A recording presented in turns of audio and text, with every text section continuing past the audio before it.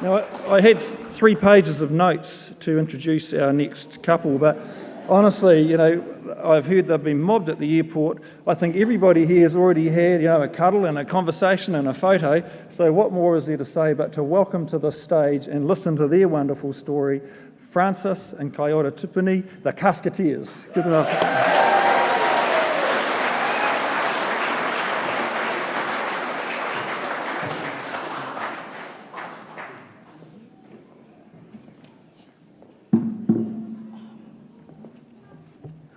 Should I just leave this here?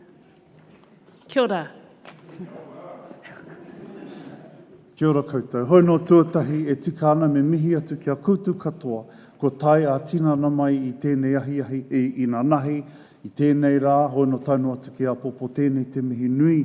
Kia koutou katoa ko haere tawhiti mai, ko haere tata mai. Tēnei māua ko Kaiora e mihi aro hātuana ki a koutou. Tēnā koutou, tēnā koutou, tēnā rawa atu koutou katoa. Kia kaua tātou wareware ki ngā tini mate rātou ko hinga mai nei, ko hinga mai nā, ki te kore rātou, ana ka kore hoki mātou. Nā reira te hunga wairua, rātou kia rātou, ko tātou tēnei ngā kanohi ora, kia ora mai tātou katoa. Kia ora tātou, ai tika ana me mihi ka tika, nā reira tautoko ana hau ngā mihi kua mihia.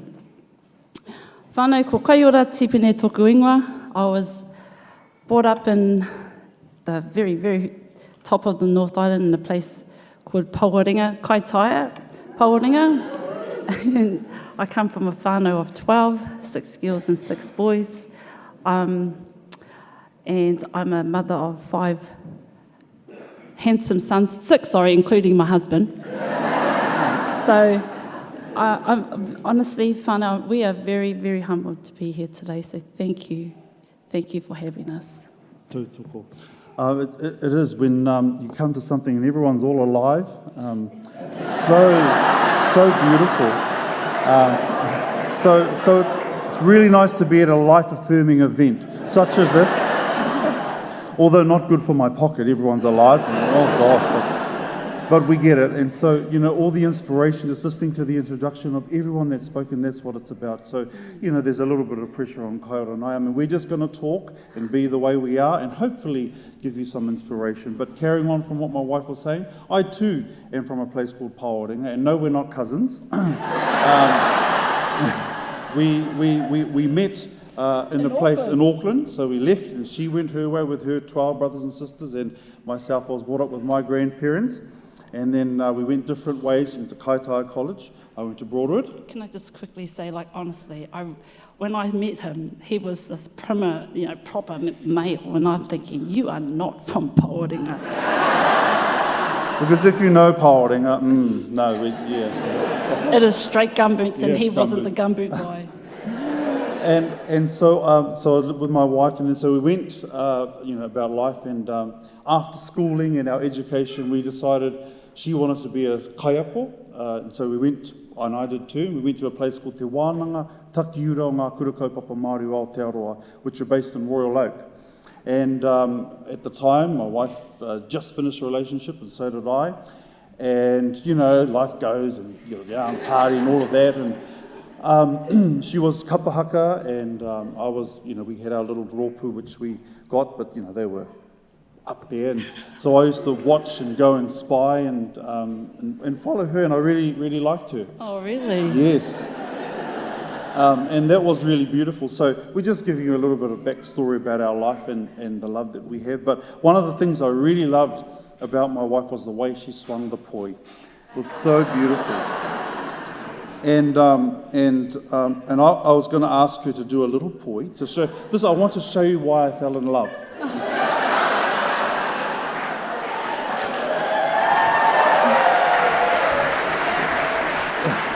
Because we're keeping it real, so it is what it is. So, sweetheart, if you don't mind, I'll play the guitar. I just want to thank the beautiful kōtiro who gifted Koha these poi. Georgia. Her name is Georgia Latu from Pōtiki Poi, my understanding. And look, he was in the background going, "Oh, Mum, have you got any pois?" I said, "No.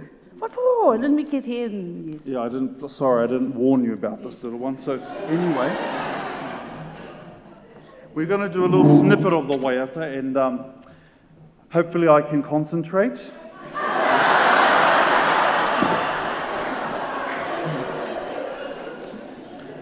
But this is about who we are and where our passion comes from and where our being comes from. Is first of all, it was each other, then our children, and then our business, and we'll talk about it very soon.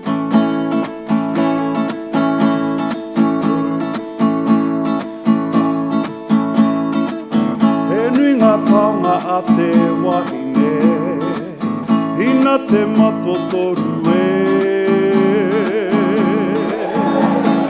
Huri atu huri mai kata ea, hei a e. Aha koa he, aha kata ea, hei a e. Ko te wawata e aku poi, kia rere tika, kia rere poi, hei mataki mo te ao katoa. He rere poro taka, he rere poro titi, kia rite tonu, ki te manu, ki te aha, ki te manu, tira, raka, no he a te mana, te wahine, toru. Wow, kia ora, sweetheart. Oh, lovely.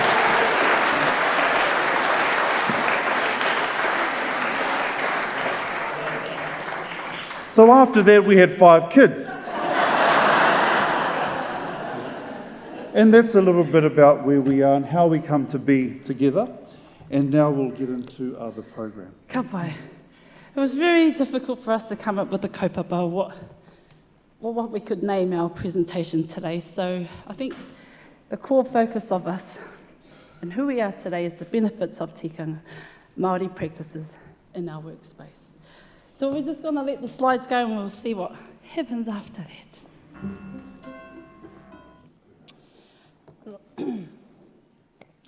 That was home. That's Paoringa.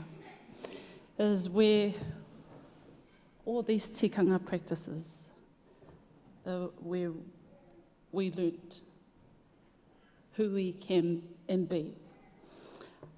I just want to take a moment and look, I always get teary-eyed when I say this, but it's true and it's pono. I'm very proud to be Māori. I'm not ashamed of that at all. But I suppose that I better take this opportunity to acknowledge our production team and the TV crew behind all of this, because they too walked this journey, and it wasn't easy to say yes straight away. Well, not for Francis. It was okay for me to go, yeah, of course, the camera can come.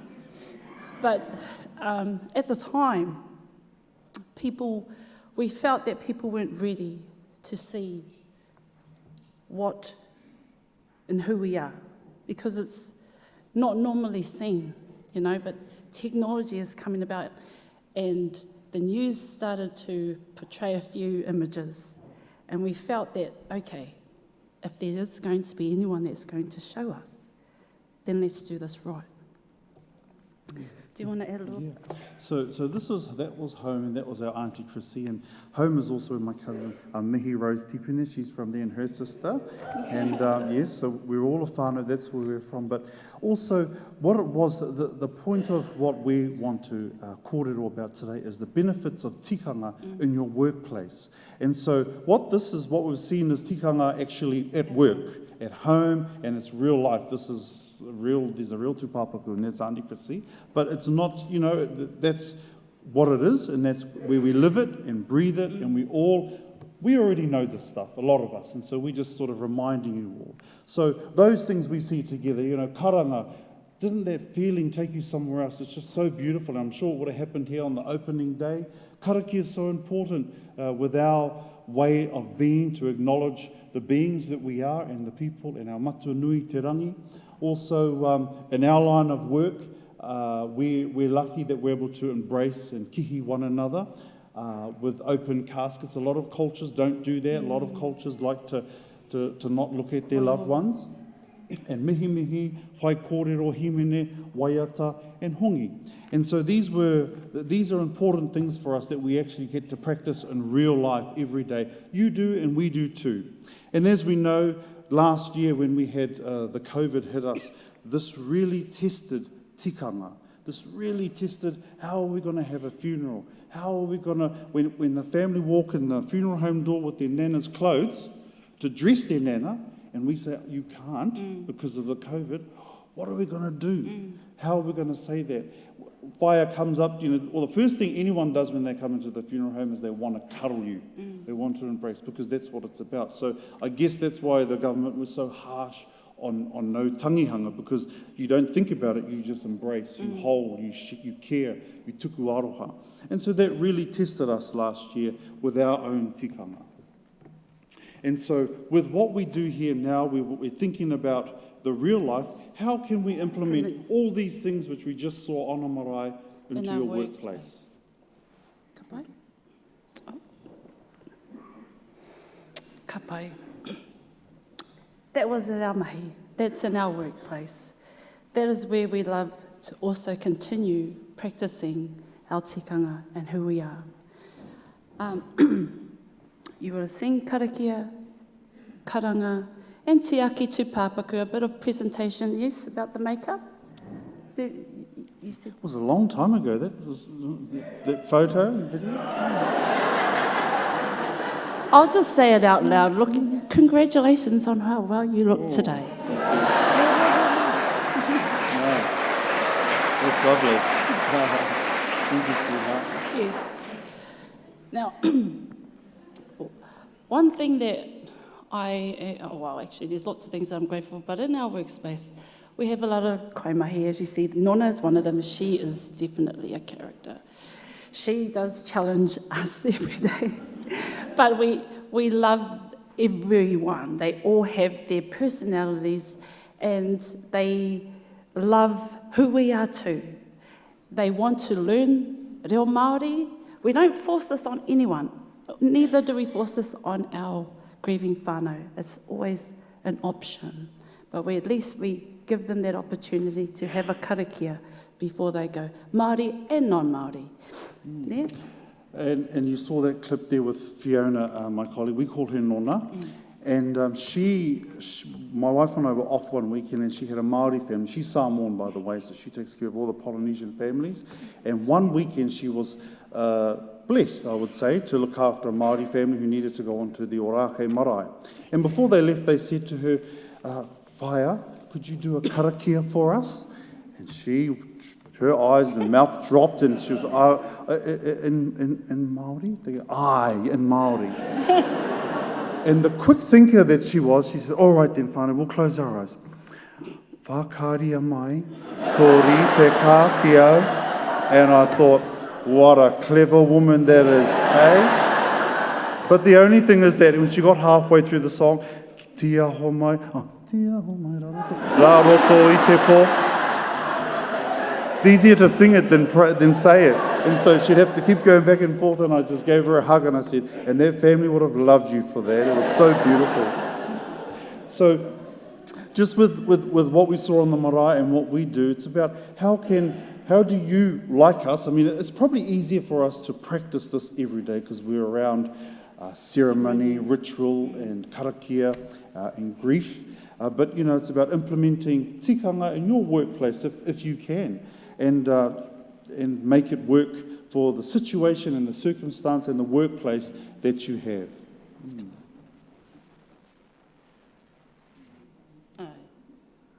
I think the slide sort of already speaks, we've already mentioned a few things, but look, as I said earlier, there are some, we do get the odd comment now and then. People ask us, why you guys? How are you different from others? Wow. And I say this with all humility, I do, it's because I'm Māori, we embrace tangi, we hug, we kihi, and we enjoy practicing tikanga. They do. They say, well, how are you different from others? And I just say, well, go and ask every Māori you see, because we're all the same. We are absolutely all the same. We can manaaki, we tiaki, and we have lots of aroha to share in the right time and place. And so this is about making it work for everyone and the beautiful thing about this, and a lot of this you already probably know, but what we're blessed with on your behalf and on behalf of Māori is to share with New Zealand, but also with the world, and to show them. And so there's a lot of pressure, to make sure we portray it properly or the best way we can. And so in just being who we are, we can share our tikanga, share being Māori, and especially being proud to be Māori. And unfortunately, it takes people to die for us to do that. But hoi anō, we're all going to be in that position someday or another.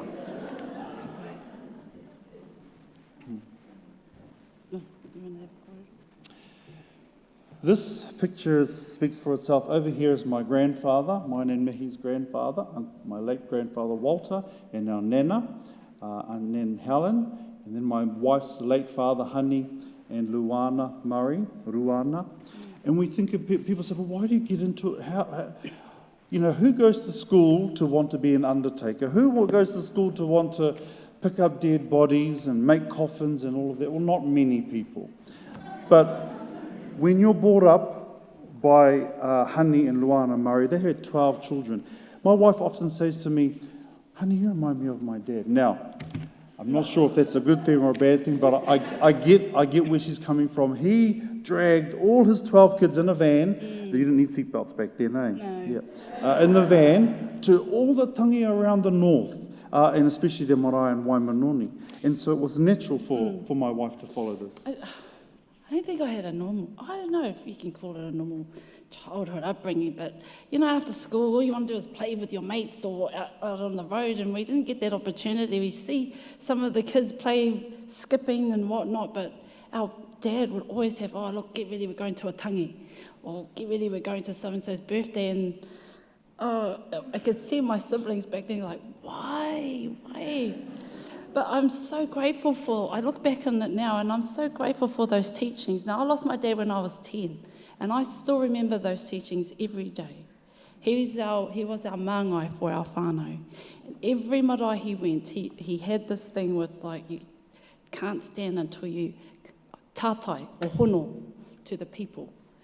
And then we weren't allowed to go out and play until we sung his waiata. So those teachings are important to me, and it's definitely helped in my daily practices today. And so it was only natural for my wife to fall into this line of work after some poking and prodding and coercion. We were supposed to be teachers, really, and so anyway, that's in the book, that called it on how we got to do this. And also, my pop and Nan, they spoiled me, but also Nan and Pop, they loved family, and we spent a lot of time down at the marae that you saw then over in Panguru at funerals. So again, it was a natural occurrence. What I loved is anytime we had a tangi like the kuia and Nan and all of them, they'd be there laughing and joking and even backstabbing. All of that stuff went on, and talking about everyone else but themselves. And then when the body arrived to the gate, all of a sudden they changed like this, and then they're like, how did they do that? 1 minute they're arguing, and then the body comes, oh yeah, all right, you're gonna call, yeah, I'll call. Oh wow! And that intrigued me. I was like, how did they get from that as a kid? Well, now it's funny, but for me I was like, because I didn't like to see my Nan cry.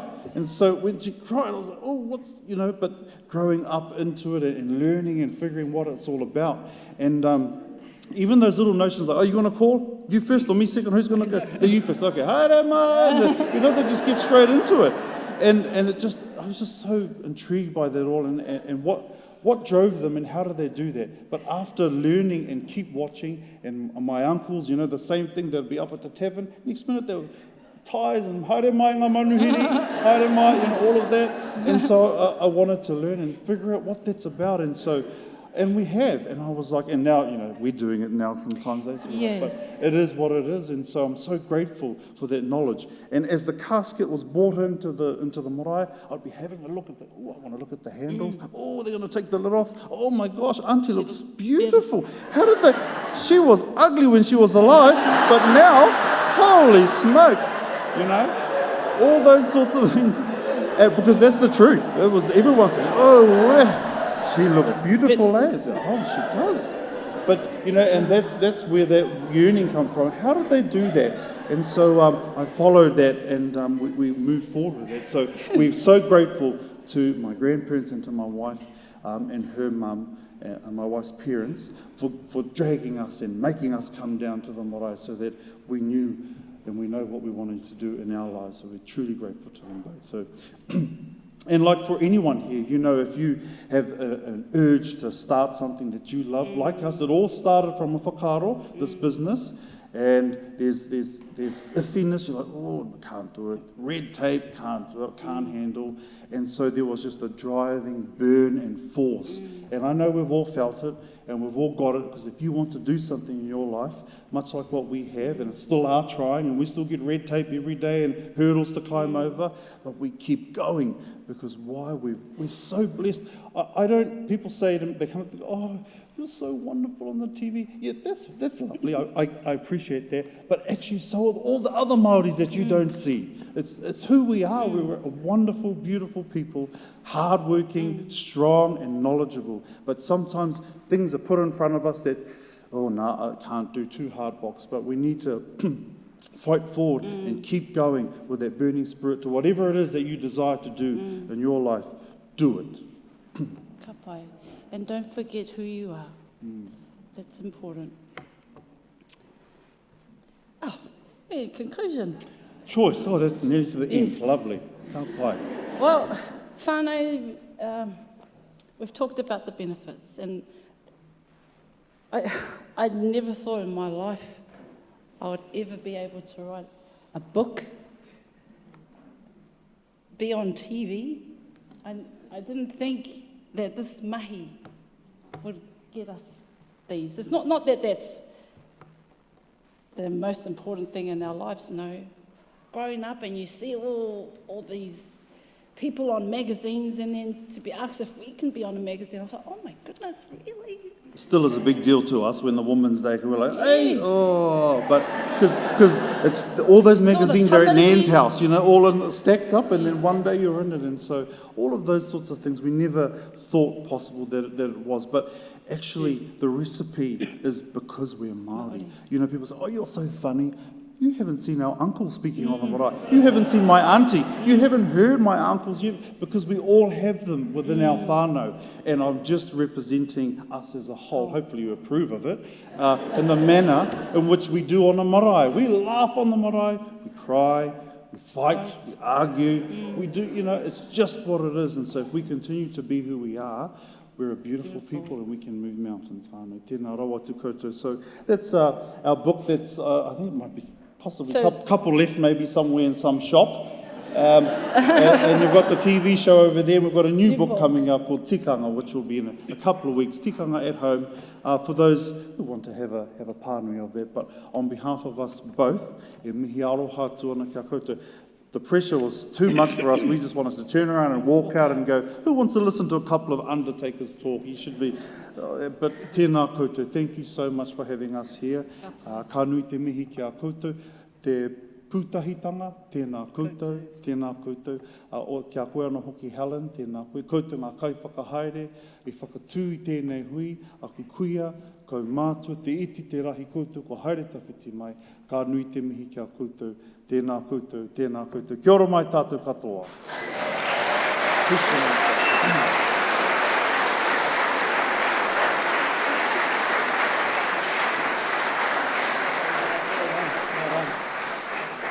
I'm not really sure how you follow that, but there's a couple of things that I picked up through there which resonated for me because I've been in education for a long time. And you said that you entered teaching and then you're no longer teachers.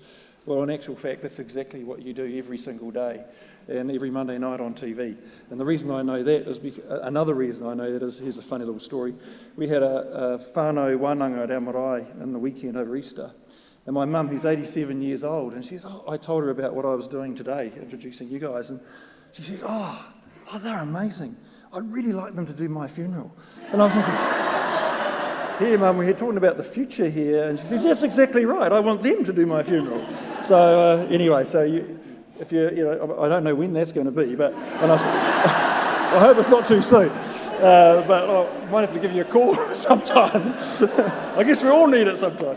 Anyway, look, on behalf of all of us, we've just absolutely loved your kōrero. There are so many messages for all of us, not just tikanga in the workplace, which is just, is something that we all work towards. And it is tricky and difficult for everybody depending on their circumstances. But your teaching of us today and the continual teaching that you do is certainly appreciated by everyone in this room, and I'm sure everyone across the country. So, aroha mai. Kia mihi ki a kau.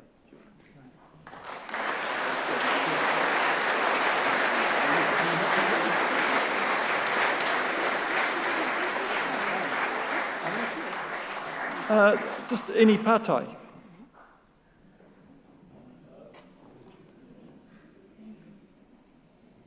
Other than selfie photos with these guys. Kei te pai? Oh, sorry, we've got one.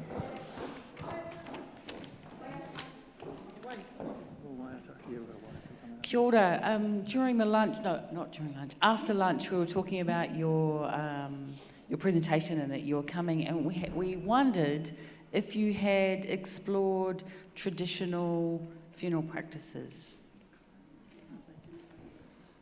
Yes, sure. Sorry, and we were talking about not embalming. Yes, kia ora. Yes, kia ora, yes, that and the waka wairua as well. So with that, it's something that we're deeply interested in, but it's just finding those skills and the people that have that knowledge to come and do that. I know there are a couple of people on the east coast there, like Whaia, Koka, those from the area know her, and so. And she does that, and it just every time a whānau shares that story with me, I'm so blown away. But I think for us being in the city and with our regulations, how can we do that without, because most of the times you've got to take them to the sea, the tūpapaku, and do the cleansing there. And so I think in rural areas you can get away with a lot of that. We go down to Mission Bay, hey, taihoa, put the Mercedes back in the mansion. We're just going to use the, you know what I mean? So all those sorts of things. But it's something that we've thought about. Yes. Not, some whānau often do ask for no embalm, and that's kei te pai as well. As part of that, though, we would always like to restore some form of dignity by just washing them without any chemical. But again, when you talk about traditional approaches, we would need the support of the iwi to do that. But yeah, being urban is very difficult. Ngāti Whātua are very staunch, so yeah. So we need to work alongside them, and I guess it's finding the skills i te tuatahi and then working from there. But it's always something that crosses our mind, when, but we have to wait for someone to teach us, because we're still learning that side of things too. Ai, kia ora, tērā pātai. Kia ora. Kia ora, whaia. Thank you so much for your wonderful presentation today, and thank you for your mahi. Do you find many Pākehā interested in the service that you provide? It resonates so much, of course, with us in Pacifica whānau, but many of my Pākehā friends actually just love your show and just talk about what they see and how beautiful and natural it is. And I just wondered if they come to you for their family members in their bereavement time. Kia ora. Well, that's one of the beautiful things at Te Whai Merepeka, is that it has shown a different side of things. And every time I go to interviews with TV people and radio, they will say, do you think us white people are grieving the wrong way? That's what they say to me, and I'll go, well, you said it. Yeah, I think you are. I would never say that, but I'm asked the question. And I said, well, I think you are. You're in denial. You don't want to look. You don't want to touch. And in fact, it's still happening. So when we have Pākehā whānau, and by the way, to answer your question, yes, the numbers of our Pākehā families are through the roof, and they are great payers too. Oh my goodness.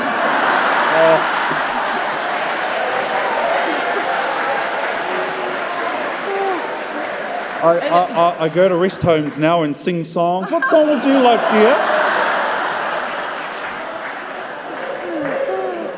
But no, it is. And but what we're trying to do is to teach them that to have time. We call it in the profession viewing rooms in our funeral homes, but we want to change the name to rooms. Rooms, time for you to spend, a whānau room instead of viewing rooms, because that's what they come in, view for 2 seconds and go. And so we want to encourage them in the future, small steps to look at the body first. And the second thing we want to do with our Pākehā whānau is to teach them that the kids are so resilient. A lot of them, I can't bring the children. No way. Have you seen all the Maori kids at funerals? They're nearly jumping in the coffins. But that's the way that they think. And so it's up to us to educate them to watch. And if we go to funerals, I get stories from adults go, when I was young, my mother died and we never got to see her. We never got to say farewell. And so they need to break that cycle with the new generation and let them see Nan, let them see Pop. But that's a slow transition. And to answer the question, yes, they're coming along.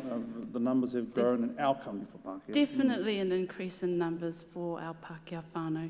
And since the show, there's been more dialogue around death. People are wanting to come in and have a kōrero. It was, and it's slightly still a little bit tapu to have a kōrero about, but people are more open. It never used to be part of your everyday conversation, was it? But no, I mean, when the phone rings and they say, oh, hello, my mum, Mrs. Smith, died. I went, oh, we've got a Pākehā, turi, be quiet. Yes, Mrs. Smith, sort of thing. And so, and with our Māori whānau, we give the funeral account and they say, oh, Francis is getting $20 a week, $10 a week. All right, ka pai, because it's hard for us. And then the Pākehā whānau, oh, just send it to the lawyer. Oh my goodness, that's wonderful, And so those are the dynamics and those are the benefits for us. But the main benefit is that we get to share our culture and offer, would you like a little prayer? Would you like a himene or hymn? And then, for a lot of us, the hymn Pākāria Mai is Pākāria Mai. We've heard it so often. But when they hear a person singing it with a guitar live, they can't believe it. In most Pākehā funerals, they get a live singer to sing hymns, They get an organist. They play the YouTube. They don't actually get something that just turns up. They pay people as part of the disbursement. So, and that's beautiful. But when you offer that and share just who we are, we're able to change the world step by step, or change Aotearoa step by step. Kia ora whai. sorry. Time for one last question. Ka pai.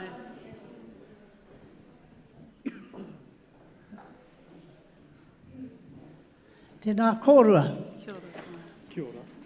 How wonderful to have you here. And so my question is, when you have someone from here, from Te Waipounamu in Auckland, and you have to send them home here, what is your processes that you go through to enable that tūpāpaku to arrive home in Te Waipounamu? Tēnā koutou, tēnā kōrua. Kia ora, kia ora. That's a pretty simple transition. So what we do is we prepare the tūpāpaku in Auckland, embalm if they wish, dress the body, the whānau will select the casket, and then what we do is we arrange another whare mate down here in Dunedin, or if the whānau have their own van and vehicle, we'll arrange for the tūpāpaku to be put on the flight down to Dunedin. If it's, they're wanting it quickly, otherwise some whānau drive, but the flight is usually the way we do things. So we'll book that, we'll do everything for you in Auckland, and then it will arrive here at your airport, where either the whānau or the local funeral homes around here will go and uplift and do the transfer to the marae or the home for you. So it's done often, and it's a pretty simple, from our side of things, just explaining it to whānau under grief can be difficult sometimes, but yes, it can be done. Sorry, is the tūpapaku packed in with all the suitcases and Yes, the tūpapaku is definitely not in aisle B. But hoia no, the tūpapaku is, you know the little containers that they put the suitcases in? It has its own one, ko ia anahe. Not with any suitcases, ko te tūpapaku anahe i raro i te wakarererangi. You can't put it up with the hunga mate, we keep it separate. Aye. Kia ora whaia. Kia ora tātou. Thank you.